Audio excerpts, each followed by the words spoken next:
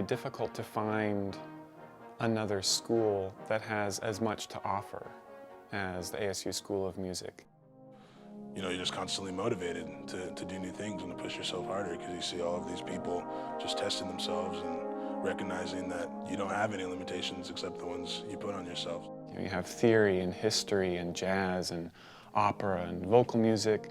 The topics that we can choose from are various and different professors with different experiences and backgrounds, and it's a very enriching experience. It's always nice to get a different perspective on music from different people than just your professors, so that you have more of a broader range, so that as an artist you can make your own decisions. I think School of Music is one of the most tight-knit communities. We all have that driven goal to help each other out to make really good careers for each other, because we all need each other along the way. I mean, no performance major is going to be like, oh, I don't need a composer. Because what are they going to perform? Same goes for a composition major.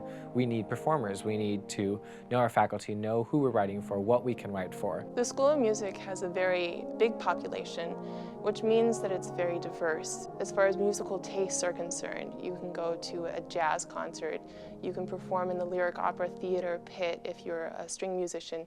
You can do all sorts of things that you wouldn't normally get to do at other universities.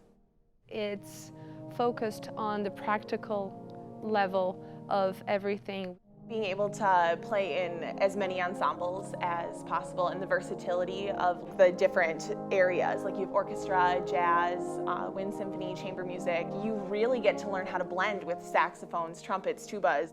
We had classes of 5 or 6 people in these workshops. A lot about what performing is learning to be self-aware of your habits and your tics and what makes you you, really. And we're able to do that because the class sizes are so small. We get that kind of feedback. The most important thing is the one-on-one collaboration that happens every week. We go into my private lessons and there's a lot of playing, there's like a lot of technical work done, but so much of the guidance comes from just like conversation, just personal conversation. Leading by example. It's pretty unbelievable with all the faculty. We're the ones who are responsible for what we do today so that our future, the paths that we decide to take, is secure.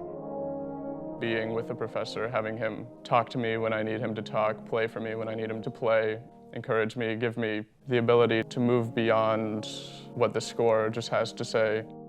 I've learned that you really need to take responsibility for everything you do mentally and physically on your instrument. To be able to 100% give yourself to a piece of music instead of just 80% and then 20% worry, just 100% live in that moment of performing. Once you have that, then everything just happens really naturally. You're given a tremendous amount of freedom to still have your own musical voice and still kind of stay in touch with whatever that is, even if you're not entirely sure yet. My teacher said to me, you know, you have a lot of work to do, but I'm not going to give up on you. And I'm here for the next 4 years with you. That support and that kind of encouragement meant so much to me. Ultimately, I think the connections, the networking that comes about while, you know, going through similar experiences with students in your field, you make connections and those stick with you long term. And just remember that the music really does matter and that people do care and that it's not for nothing that you're doing this.